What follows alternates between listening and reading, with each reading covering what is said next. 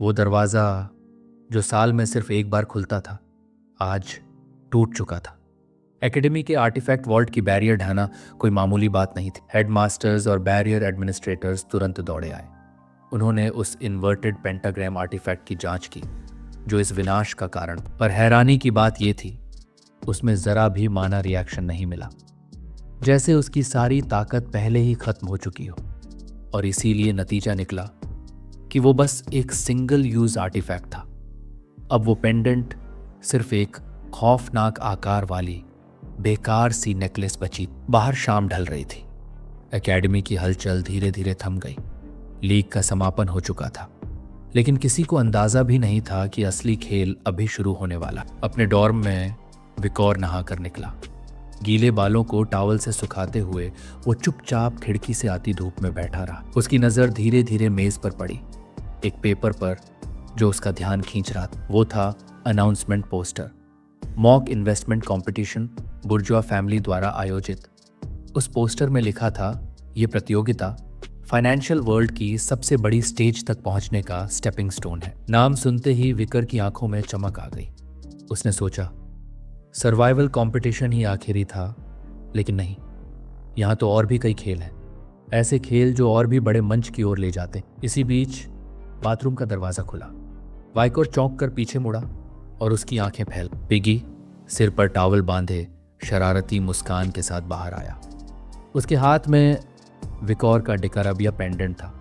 Piggy ने हल्की हंसी के साथ कहा, अरे ये तेरी नेकलेस है?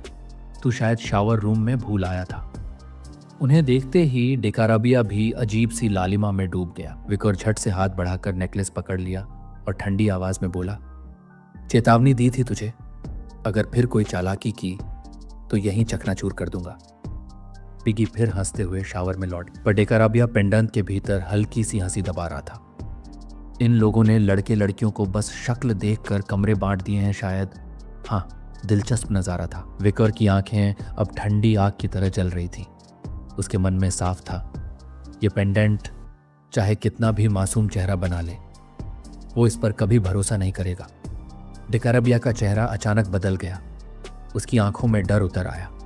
हकलाते हुए बोला, नहीं, मेरा मतलब था कि ये डॉर्म की फैसिलिटीज कितनी अच्छी हैं, मैं बस देख ही रहा। इतने में बाथरूम का दरवाजा खुला। पिगी शॉवर से बाहर आया, बाल अभी भी भीगे हुए।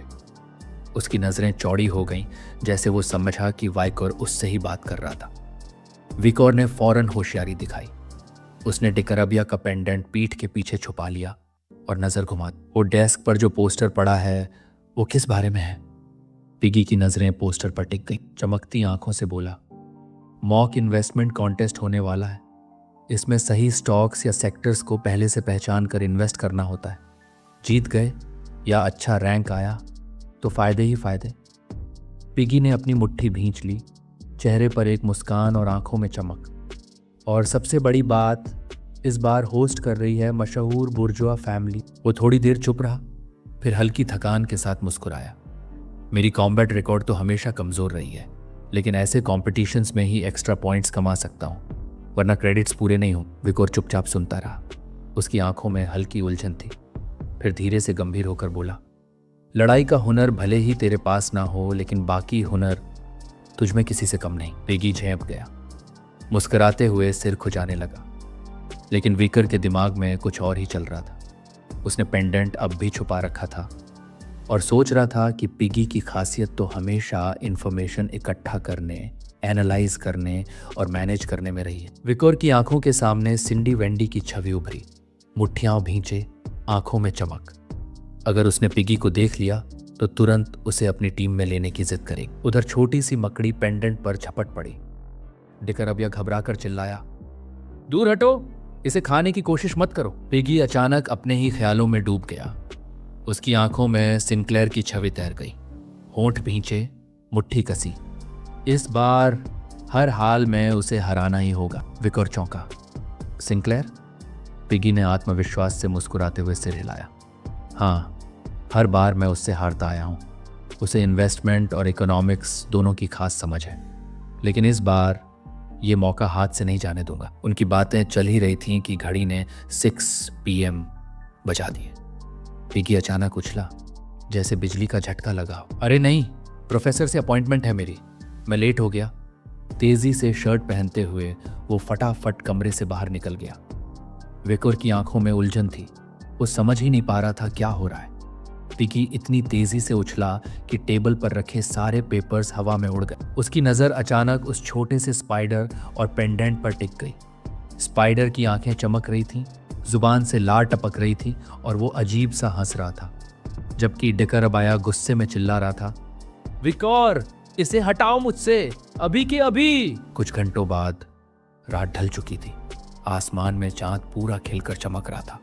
सड़कों पर सन्नाटा पसरा। थोड़ी देर पहले हुई बारिश ने छोटे छोटे पानी के गड्ढे बना दिए थे, जिनमें चांद की परछाई साफ झलक रही थी। अचानक किसी के बूट्स पानी पर पड़े। छपाक की आवाज गूंजी। कोई आदमी पूरी ताकत से भाग रहा था, सांसें फूली हुई, माथे से पसीना टपक रहा। उसके हाथ में एक भारी एक्स था और सिर पर एक पुरानी हैट।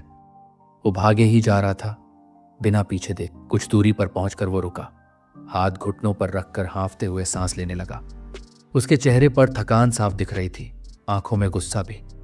उसने दांत भींचते हुए बड़बड़ाया, अगर वो औरत उरोबिरोस बीच में ना आती तो मैं अब तक इंपीरियल कैपिटल निकल चुका होता। इतना कहते ही अचानक किसी ने पीछे से उसका नाम पुकारा, एडवर्ड बुर्बन जूनियर। यह आवाज सुनते ही एडवर्ड की आंखें चौड़ी हो गईं। उसका चेहरा डर और हैरानी से टेढ़ा पड़ा। उसने दांत भींच ली और धीरे धीरे पीछे मुड़ा। सामने मुट्ठी कसकर कोई उसकी तरफ बढ़ रहा था। एडवर्ड की आंखें और चौड़ी हो गईं। तू यहाँ कब से?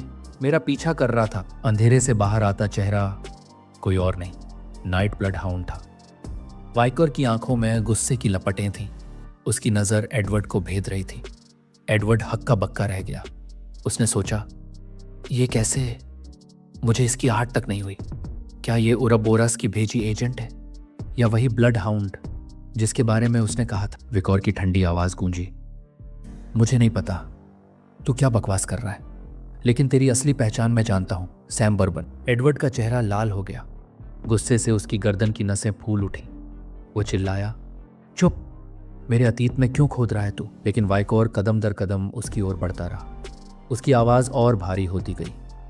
Intermediate graduate, marshal rank, high priest of northern cult, आल्म चर्च का गंदा पुतला, यही है ना तू, सैम बर्बन? एडवर्ड वहीं जड़ होकर खड़ा रह गया। और फिर विकोर की आंखें और गहरी हो गईं। उसकी आवाज में नफरत टपक रही। 25 साल पहले तूने अपनी ही कजन का बलात्कार किया, उसे मार डाला, उस मासूम को डीमन को चढ़ा दिया अपनी पहली गंदी डील के लिए। तब से तूने कितने ही परिवार बर्बाद किए अपनी ये नकली धार्मिक गतिविधियों के नाम पर। एडवर्ड चुपचाप खड़ा था। उसका हाथ धीरे धीरे उठा और चांदनी के नीचे उसकी एक्स चमकने लगी। विकर की आंखों में एक अजीब सी चमक आई और उसने गहरी आवाज में कहा, अपनी जिंदगी के आखिरी दिनों में एडवर्ड, तुमने डीमन आर्मी ज्वाइन कर ली थी। वो वाटिस के खिलाफ खड़े हुए। विकोर ने बिना रुके आगे कहा, तुमने अपनी स्क्रिप्चर्स की नॉलेज को हथियार बना लिया, मंदिर में एक जासूस की तरह घुसपैठ की और पवित्र युद्ध के बीच रिबेलियन खड़ा किया, मानव सेना की पीठ पर वार किया।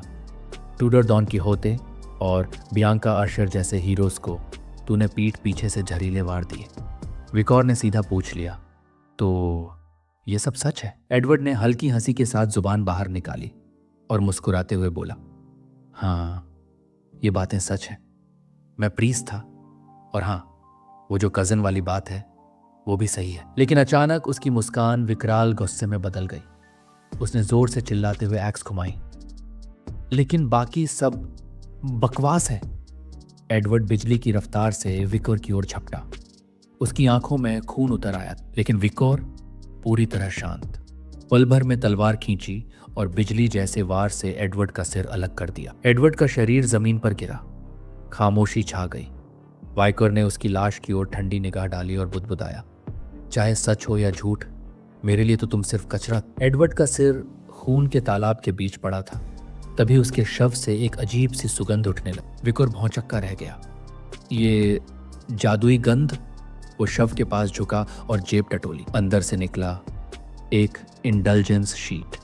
उस पर लिखा था, इस विश्वासी की सारी पाप माफ किए जाते हैं, church of the old testament द्वारा गारंटी की गई। किसी भी फौजरी पर सजा दी जाएगी। विकोर ने ध्यान से पढ़ा, लेकिन उसकी भौहें सिकुड़ गईं। इंडल्जेंस की बिक्री तो मैंने खत्म करवाई थी। क्वावडस परिवार के 9th कॉर्प्स डांटालियन को मारने के बाद सब रुक जाना चाहिए था। तो फिर ये डिमोनिक स्मेल क्यों नहीं रुकी? डेकरबिया ने गंभीर स्वर में कहा, ये गंध फैल रही है और तेज हो रही है। ये 6th कॉर्प्स की है। विकोर की आंखें गहरी सोच में डूब गईं। तो मुझे क्वावडस परिवार को फिर से खंगालना हो। एडवर्ड के शव को घूरते हुए उसकी आंखें अचानक उदासी से भर गईं। उसने उरोबरोस का जिक्र क्यों किया? वो मुझे परेशान कर रहा। रात बीत गई। कुछ घंटों बाद चांद ऊंचे आसमान में टंगा था। किसी इमारत की छत पर हाई हील्स की आहट गूंजी। वो थी उरोबरोस। उसने अपना चमकता हुआ विप निकाला और वहीं उतरी जहां एडवर्ड मारा गया। जमीन पर खड़े होकर उसने धीरे धीरे एडवर्ड के कटे हुए सिर की ओर हाथ बढ़ाया। उसने सिर उठाया और होठों पर अजीब सी मुस्कान आई। विकोर, तुम मुझे कब अपना असली चेहरा दिखाओगे? एडवर्ड के सिर को घूरते हुए उसकी आंखों में खतरनाक चमक आ गई। उसने जुबान निकाली और बुदबुदाई, क्या मुझे थोड़ा और इंतजार करना चाहिए?